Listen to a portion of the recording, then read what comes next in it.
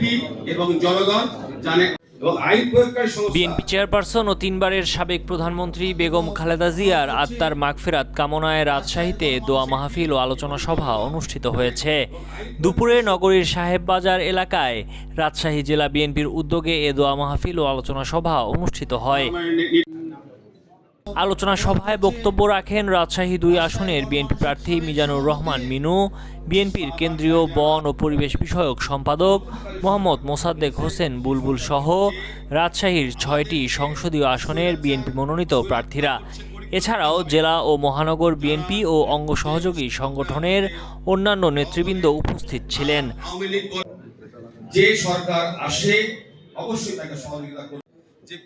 পরে বেগম খালেদা জিয়ার আত্মার মাগফিরাত কামনায় বিশেষ দোয়া হয়। এই বাংলাদেশে 71 থেকে যারা জীবন দিয়েছে তাদেরকে তুমি শহীদের মর্যাদা দান